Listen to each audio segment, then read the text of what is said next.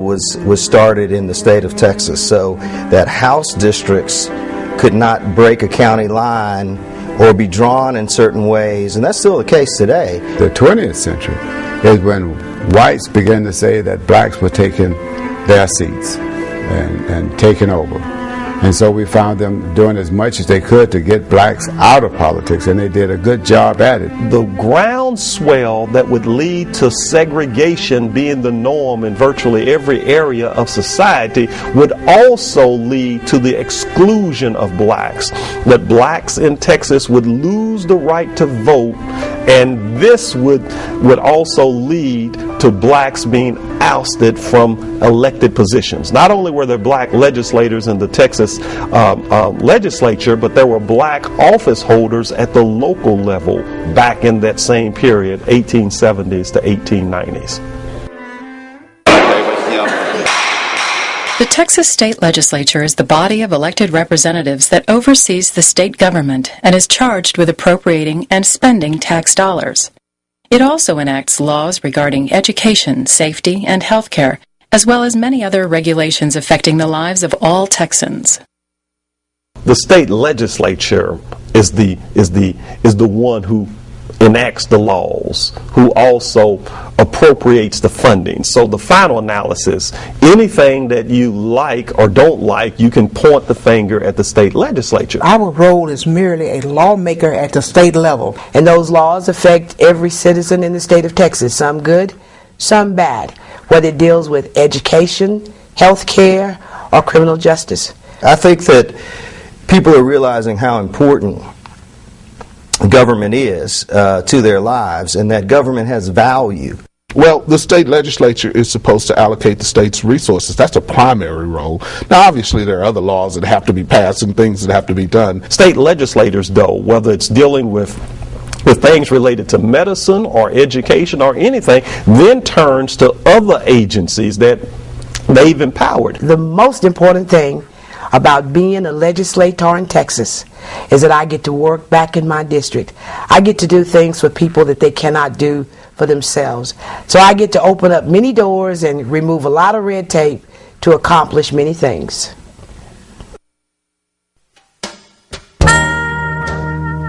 As late as the 1960s, segregation was the norm in southern states. In Texas, black students and white students attended different schools.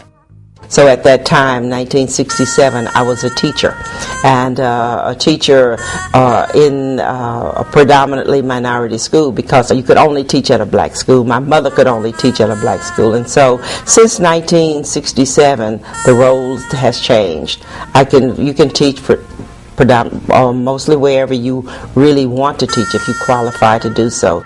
I think that it was the role of the African American legislator was quite different than what it is today. We were dealing with issues surrounding segregation and those kinds of issues. You know, each era, if you go to the 70s, the 80s, the 90s, and even now to the 2000s, you see that education was center, because it's still this idea of lifting the veil. Because you still have a people in transition. When you look at it from the African American perspective, even if you look at it from other races, you're going to find that same dilemma is always forefront. You're going to have to be able to keep that next generation enlightened so they can keep your civilization moving forward. The advantage of being present is that when you are at the table, in the process, there may be some additional thoughts, points of view, another way of looking at things that you bring to the table, because all of us bring our wealth of experiences, and if you don't have, for example, African Americans there, that wealth of experience is not there. They wanted to make sure that whatever it was that they did, they would set a pattern for those of us who would eventually follow, would at least have a model or something to kind of get to grasp or hold on to let us know that it can be done. And so that presence was a major statement to the community. In the 20th century, African Americans were still trying to level the playing ground so that all people, regardless of the color of their skin, could compete on an equal basis and could succeed based on his or her initiative. When you add politics in there, if you got a citizenry that is ignorant of world affairs, that really doesn't know about how to be good engineers or to be good doctors, you're going to fail. So you got to make sure that people are enlightened. I mean, that's the key to the success of a great power like America. I once read a quote by Gandhi when he talked about the British colonial power, and they talked about how good they had been, and he said there's no people on earth who wouldn't prefer their own bad government to the good government of a foreign power. Well, obviously those legislators weren't foreign powers, but there are some analogies that can be drawn there. We wanted our own representation.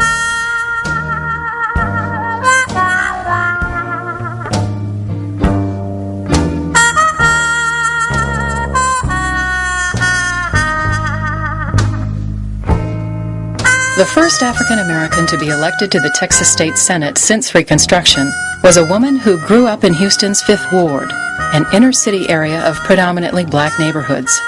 She graduated from college, earned a law degree, and began a long, distinguished career of public service that took her all the way to the United States Congress. Her name? Barbara Jordan. Barbara Jordan was a true trailblazer, and her political star rose quickly. She successfully ran for office in 1966 and began her role as a state senator in January of 1967, truly a turning point for African Americans and, indeed, all minorities in Texas. Barbara Jordan was a phenomenal woman. She was one who demanded attention no matter what she did or what she said. She was always very principled. She believed in being honest. She believed in keeping her word. She learned to shake hands. She learned to cut deals. She learned that she had to operate in a world that was very much different from the African American world of 5th Ward, Houston. 5th Ward was a close-knit community when Barbara Jordan grew up in it. It was not the home of, shall we say, the intellectual or economic bourgeois class of the African American community. Those would have been more concentrated in the 3rd Ward area near Texas Southern. But 5th Ward was very much a political hotbed, a very cohesive community where you could get a block of votes and it would follow you to run for political office. So Barbara ended up growing up in a middle class, upper middle class African American community, her father being a minister. She's very respected and taught to have a clear respect for the rule of law and religion. She was a very intelligent person, a scholar in every measure of the way, very knowledgeable in areas of law, and had excellent people skills. And no one could doubt her intellect. Nobody could have doubted the way she was able to articulate issues and really command issues. She sharpened her tools while she was a member of the Texas State Senate, but those tools were pretty sharp for Barbara Jordan when she was in high school in Houston. She went to Phyllis Wheatley, and same as I, she was ahead of me, but she was same Barbara Jordan, very serious, very concerned, very stern, and no frills type thing. She used to do at the assemblies, they would always have her speaking because she was so eloquent, even in high school. I guess other than that wonderful voice that she had, she was a person who had her own mind and her own ideas about how things should work. She knew the things that she wanted to do to advance not just the African American group, but for everybody. The one thing I liked about her is that she worked across the lines to get things done. It didn't matter which party you were in, it was the idea she had and what she wanted to accomplish. She was doing what men do and what white folks did at a time when she was black and a woman, and black and being a woman wasn't an accepted place of power. I can recall becoming a state senator, and one of the first persons I sought out for advice was Barbara.